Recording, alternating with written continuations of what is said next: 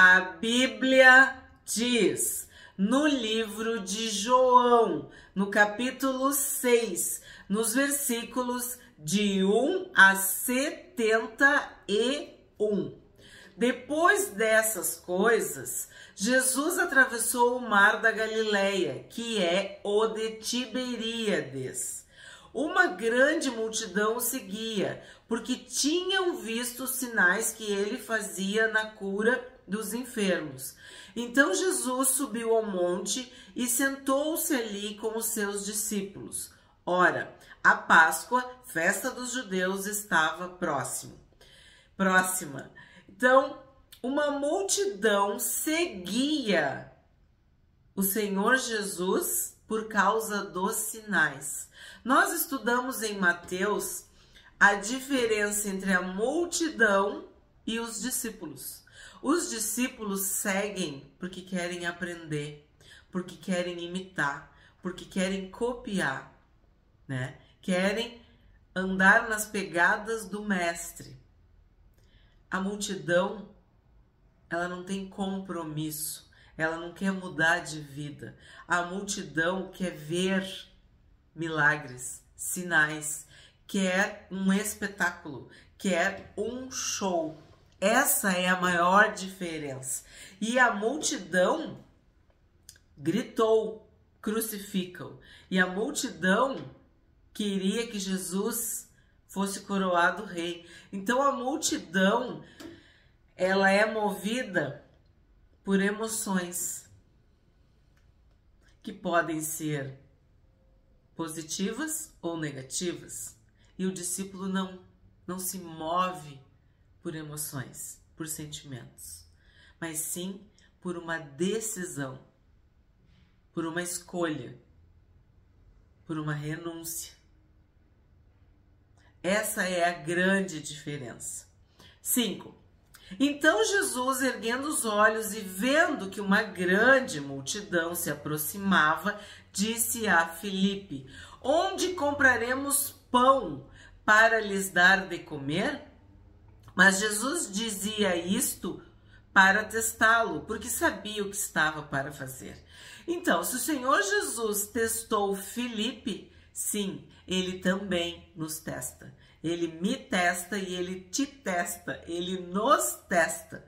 Nós somos testados, nós somos provados. E a aprovação da nossa fé é que produz em nós um fruto. Nós crescemos, nós desenvolvemos, nós progredimos, nós avançamos para o alvo, nós chegamos cada vez mais perto da estatura do varão perfeito. 7. Filipe respondeu: nem mesmo 200 denários de pão seriam suficientes para que cada um recebesse um pedaço. Nós já falamos sobre os denários, mas não custa relembrar, né? Denário era uma diária, era o valor correspondente a um dia de trabalho. Então, era o pagamento, era o salário por um dia de trabalho. Então, tu imagina, 200 denários é quase um ano inteiro de trabalho, né? É muito dinheiro. Um dos discípulos, chamado André, irmão de Simão Pedro, disse a Jesus: aqui está um menino que tem 5 pães de cevada e 2 peixinhos. Mas o que é isto para tanta gente? Então a gente vê que André era muito ativo, dinâmico, observador, prestativo. Já vimos alguns episódios envolvendo André. E aqui ele é o que traz o menino que tem 5 pães de cevada e 2 peixinhos. Nos outros evangelhos não diz que o pão era de cevada, né? Mas aqui fala, em João fala, que eram 5 pães de cevada. E aí tu fica pensando, todos esses anos, todo esse tempo, né? Que eu já expliquei para vocês, que a escrita do Evangelho de João, ela é tardia, né? Ela é bem mais tarde do que os outros evangelhos. E não se preocupa com a cronologia. E aqui fala num detalhe, que os detalhes, por exemplo, Lucas tem muitos detalhes, Mateus tem muitos detalhes, muitas profecias, Marcos tem muitos detalhes do ponto de vista de uma testemunha ocular, que é Pedro, enfim. Só que aqui nós encontramos de cevada, né? Por que será? 5 pães de cevada e 2 peixinhos. Por que será que ele se lembra, né? Tu conhece um pão de cevada? Eu acho, eu entendo, eu deduzo que era um pão mais raro, mais difícil, mais especial, assim, entende? Que não era tão comum quanto o da farinha, do trigo.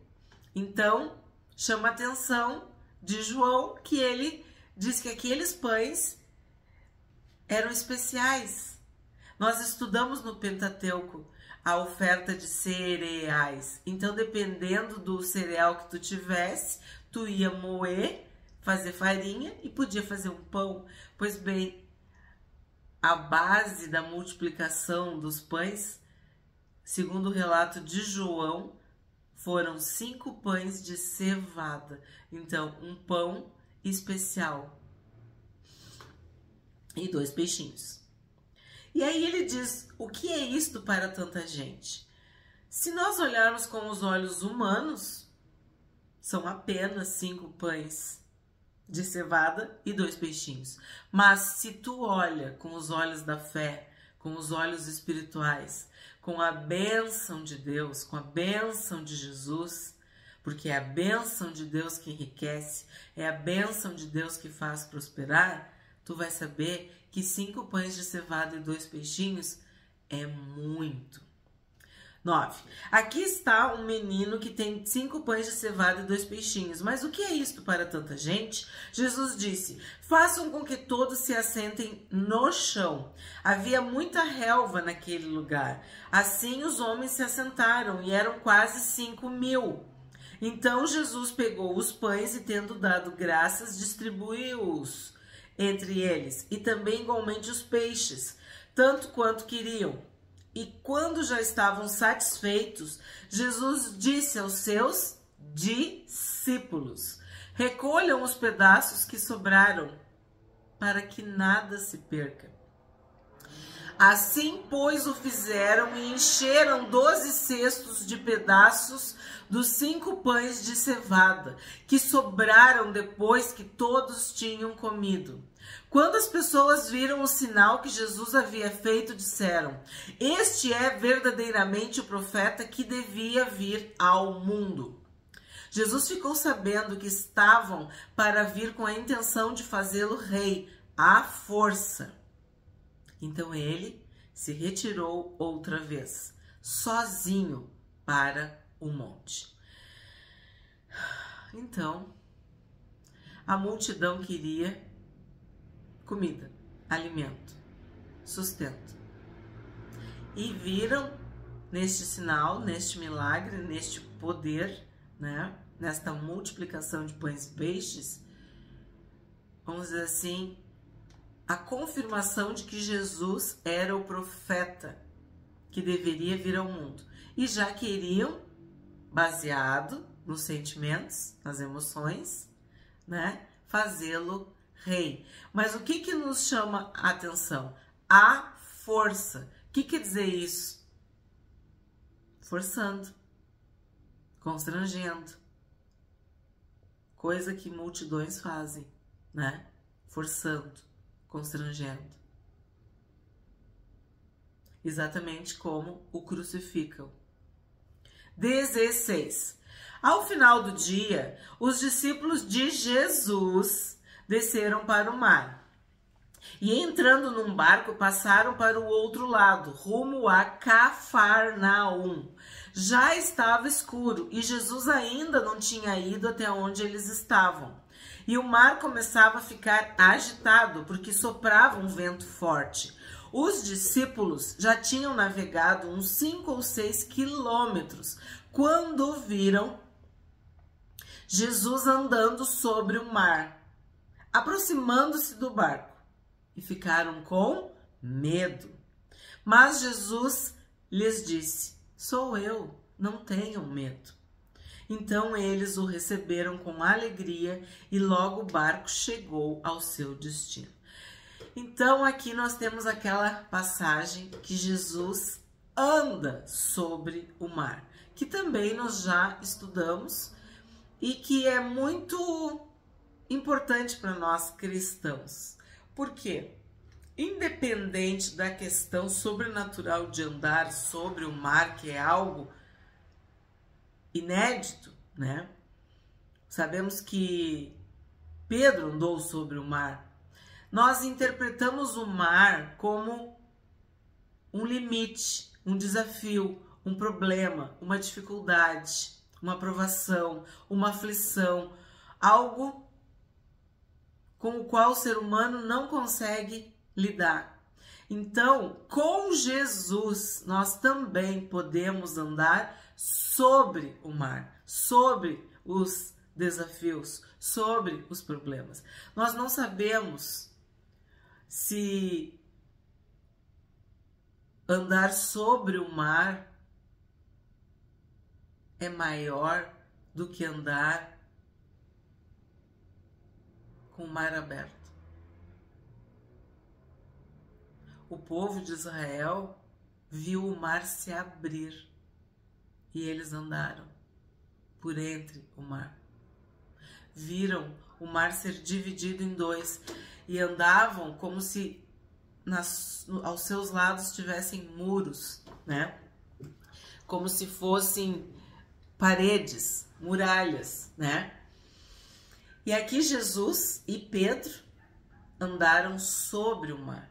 Então nós sabemos que se Deus não abrir o mar, Ele vai nos dar condições, capacidade de andar sobre o mar. E isso significa o quê? Que seja qual for a circunstância, nós seremos vencedores. Porque a palavra de Deus diz que nós em Cristo somos mais do que vencedores. Ser vencedor já é uma bênção, mas a Bíblia diz que nós somos mais do que vencedores. Então, seja o mar sendo aberto, como nós vimos, né? Em Êxodo, ou andando sobre o mar, nós somos mais do que vencedores. 22.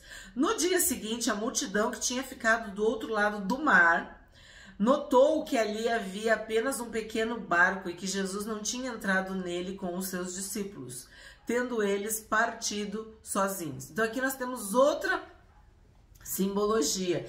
A multidão ficou do outro lado. É o que eu tenho dito para vocês. A diferença, né, das multidões, elas ficam do outro lado.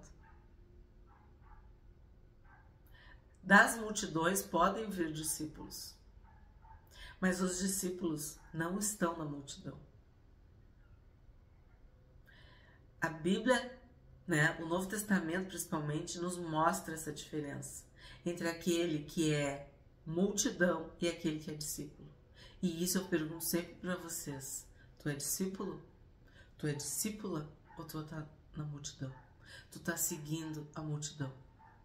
Tu tá te movendo como a multidão? Sempre a gente tem que pensar: nós somos discípulos ou somos multidão? 23. Entretanto, outros barquinhos de Tiberíades se aproximaram do lugar onde a multidão havia comido o pão depois que o Senhor deu graça. Como agora repetiu Tiberíades, eu vou falar para vocês. Isso aqui também já é uma outra prova dessa escrita tardia do Evangelho de João. Nos outros evangelhos, tu lê muito mais o Mar da Galileia. Porque esta nomenclatura, essa expressão, essa terminologia, Tiberíades, ela é posterior, entendeu? Era o Mar da Galileia. E aqui ele diz, ó, que é Tiberíades. Então é o mesmo nome, é tudo igual, tá? Mas é só uma referência quando uma rua, uma cidade, uma região, um ponto turístico muda de nome. Então, por exemplo, tu talvez já tenha visto isso na tua vida, que tu conhece por um nome. E aí depois, sei lá, teus filhos, teus netos vão conhecer o mesmo lugar por um outro nome. É mais ou menos isso. Então aqui já tinha falado no primeiro, ó. Atravessou o mar da Galileia, que é o de Tiberíades. Agora repetiu, por isso que eu expliquei.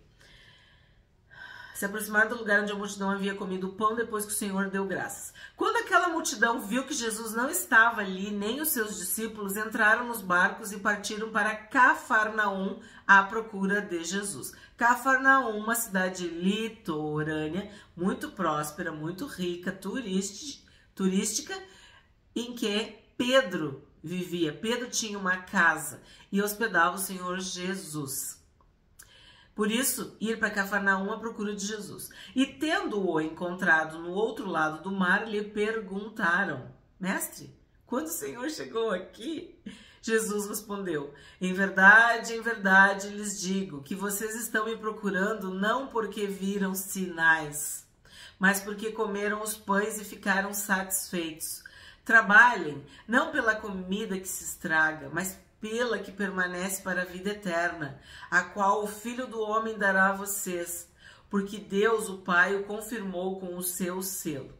Então aqui Jesus fala de que há uma diferença entre a comida natural, que sacia o nosso corpo, que nós precisamos para a nossa sobrevivência, para a nossa saúde, né, do nosso sustento diário, e é uma comida eterna, espiritual, celestial. Há uma diferença. Nós somos corpo, alma e espírito. Tu te alimenta diariamente. Tu cuida do teu corpo. Tu precisa dormir. Tu faz a tua higiene. Tu bebe água. Tu tem uma alma. Tu precisa de relacionamento. Tu precisa viver em sociedade. Tu tem teus sentimentos, tuas emoções, tuas vontades, teus pensamentos. E o teu espírito? Qual é a comida que tu dá pro teu espírito? O que tu faz para alimentar o teu espírito? Onde tu tá procurando comida pro teu espírito? Ou tu tá deixando o teu espírito definhar, desfalecer? Jesus está dizendo aqui bem claro: trabalhe, não pela comida que se estraga, ou na outra tradução, que talvez seja a tua, que perece, mas pela que permanece para a vida eterna. O nosso corpo vai, a nossa alma vai, mas o nosso espírito, ele fica. Como tu tá alimentando o teu espírito? As palavras de Deus são espírito e vida. São elas que nos aproximam de Deus. E são elas que nos dão condições de manter o nosso corpo e a nossa alma saudáveis, alinhados com a vontade de Deus. 28. Então lhe perguntaram: que faremos para realizar as obras de Deus? Jesus respondeu: a obra de Deus é esta, que vocês creiam naquele que ele enviou. Então eles disseram: que sinal o Senhor fará para que vejamos e creiamos no Senhor? O que o Senhor pode fazer? Nossos pais comeram o maná no deserto, como está escrito: deu-lhes a comer pão do céu. Jesus lhes disse: em verdade lhes digo que não foi Moisés quem deu o pão do céu para vocês. Quem lhes dá o verdadeiro pão do céu é meu Pai. Porque o pão de Deus é o que desce do céu e dá vida ao mundo. Então aqui Jesus, ele está explicando algo que nós acabamos de estudar. no Pentateuco, né, nós vimos que quem sustentou o povo não foi Moisés, foi Deus. Foi Deus. Ele tirou o povo das garras eu falo Satanás, mas sim, Faraó representava, né, o mal, as trevas, Satanás mesmo. Mas eu ia dizer, tirou ele das garras de Faraó, do Egito. E aí o que aconteceu? No Egito eles tinham pão, eles eram escravos, mas tinham pão. E aí Deus disse, eu vou sustentar eles no deserto. E todo o tempo que eles estiveram no deserto, eles receberam maná. Então aqui Jesus está falando, ó, que o maná não veio de Moisés. O maná veio de Deus. Veio do céu. Veio do Pai. E Deus mandou Jesus para nos salvar. Deus, no céu, mandou o pão vivo, Jesus. Jesus é o pão da vida. Jesus é o pão vivo que desceu do céu. Então, tu quer ser alimentado, sustentado, tu precisa de pão.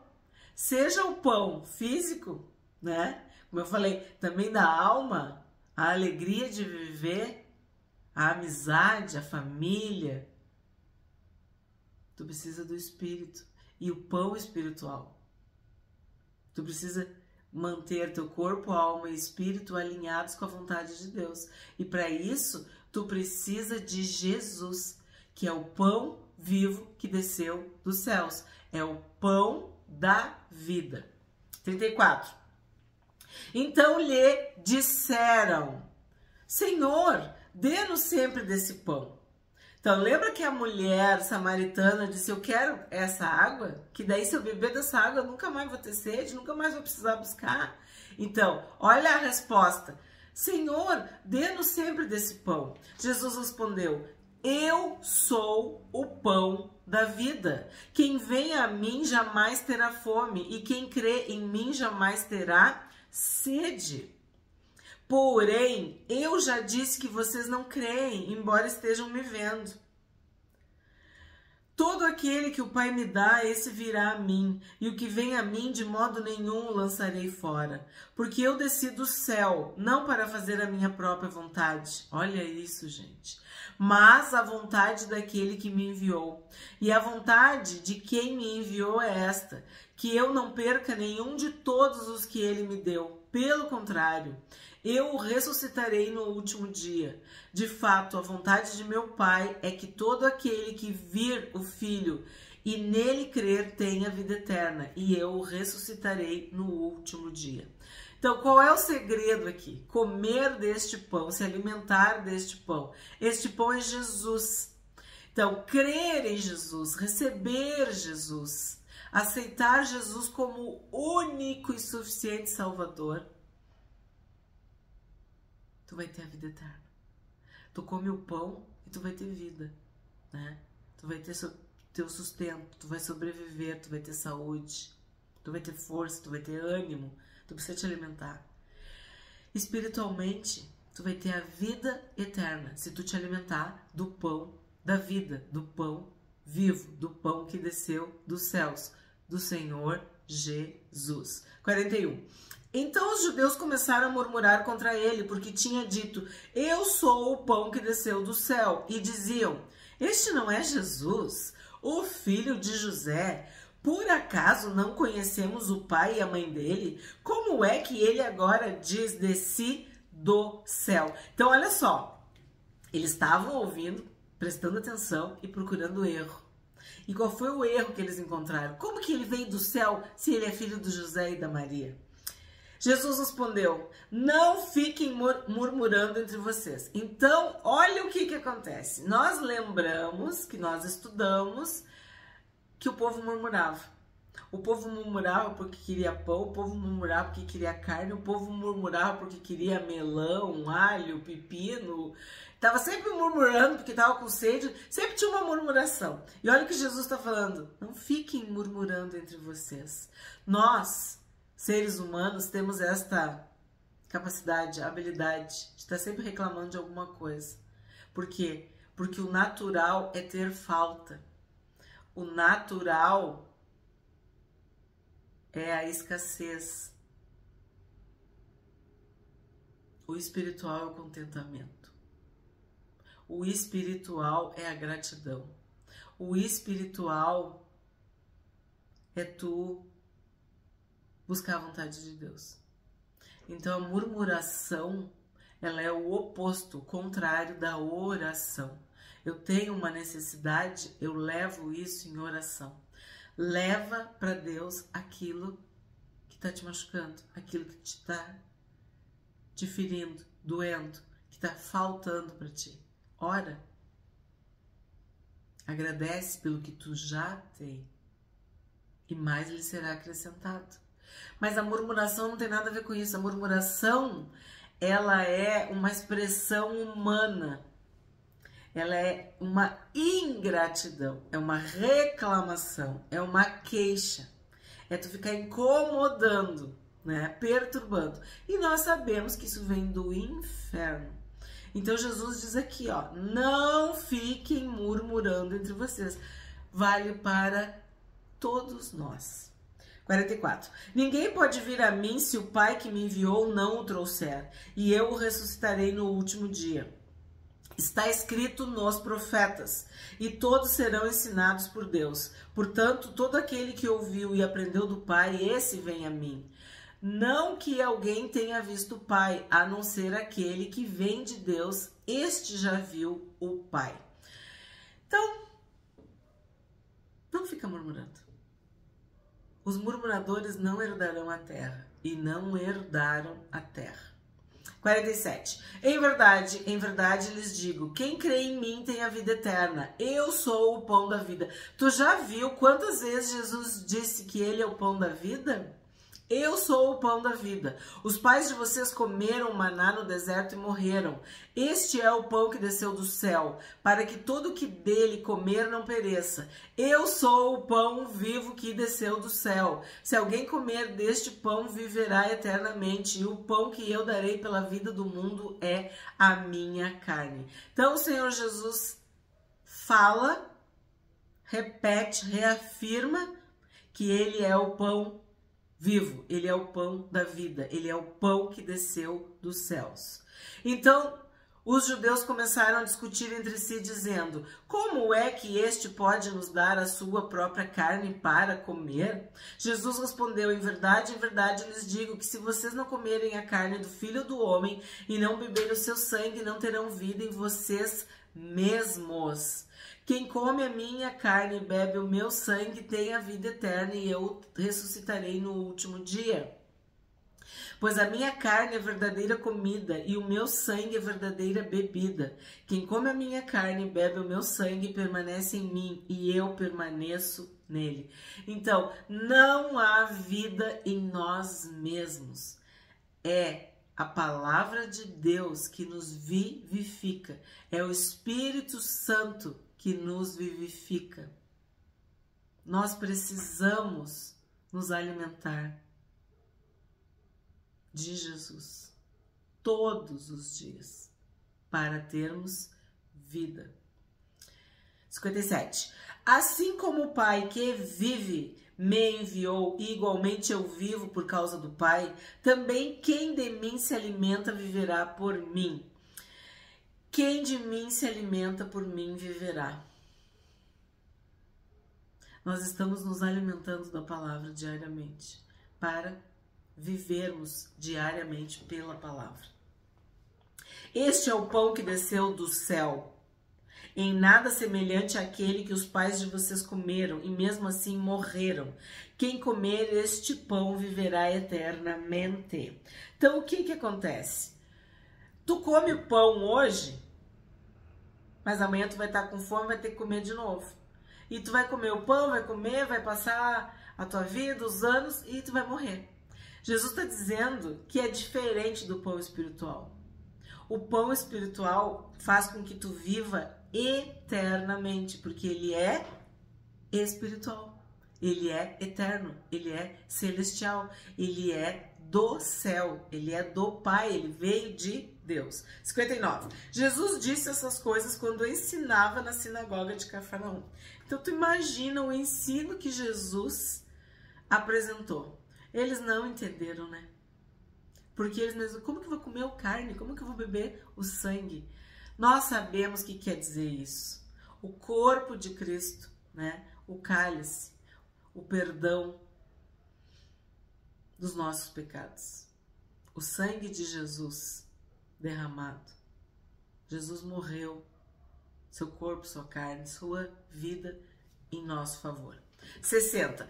Muitos dos seus discípulos, tendo ouvido tais palavras, disseram: duro é este discurso, quem pode suportá-lo? Sim, porque é muito duro mesmo. Tu vai ter que te alimentar, tu vai ter que beber o sangue. E aí as pessoas pensam que isso é literal. Não, não é literal. Isso quer dizer a palavra de Deus. Isso quer dizer o Espírito Santo. Isso quer dizer alimentar o teu espírito. Mas Jesus, sabendo por si mesmo que os seus discípulos murmuravam a respeito do que ele havia dito, havia falado, disse-lhes: isto escandaliza vocês? Que acontecerá então se virem o Filho do Homem subir para o lugar onde primeiro estava? O Espírito é o que vivifica. A carne para nada aproveita. As palavras que eu lhes tenho falado são espírito e vida, mas há descrentes entre vocês. Ora, Jesus sabia desde o princípio quais eram os que não criam e quem iria traí-lo. Porque a gente sabe que Judas traiu, sim, mas Pedro negou e Tomé duvidou, né? E todos fugiram. Então, Jesus sabia, ele conhecia, a gente viu no outro capítulo, ninguém precisava falar para ele sobre a natureza humana, ele conhecia, né? Ele é Deus Criador, ele estava no Éden, no Gênesis, nós vimos, né? Então, ele sabia quem era cada um dos seus discípulos, mas o que também cada um seria em Cristo, cheio do Espírito Santo. E aqui está bem claro, quem dá vida é o Espírito que vivifica. Então não é um valor teu, o tesouro é o Espírito Santo, o selo é o Espírito Santo, a vida é o Espírito Santo. Nós somos a habitação do Espírito Santo. 65. E prosseguiu: por causa disto é que falei para vocês que ninguém poderá vir a mim, se não lhe for concedido pelo Pai. Então, é o Pai quem dá, é o Pai que concede. Tudo vem de Deus. E nós vimos também, estudamos sobre a volta do Senhor Jesus. Ele disse, isso compete ao Pai. Quando os discípulos, João e Tiago, queriam um sentar à sua direita, à sua esquerda, isso não me compete, só compete ao Pai. Então, tá bem claro, é soberania de Deus, é o Pai quem dá, é o Pai que concede, é o Pai que decide. 66. Diante disso, muitos dos seus discípulos o abandonaram e já não andavam com ele.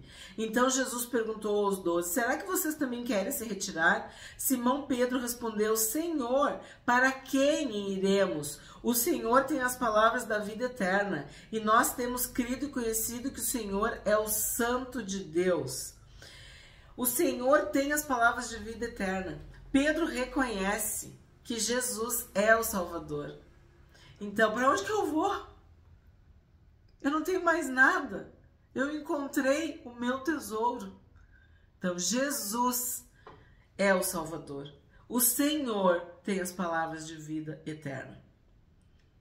Então, Jesus lhes disse, não é fato que eu escolhi vocês, os 12, mas um de vocês é um diabo. Ele se referia a Judas, filho de Simão Iscariotes, porque este, sendo um dos 12, era quem o haveria de trair. Então, Jesus fala claramente, um deles era o diabo. Um de vocês é diabo. Ele se referia a Judas.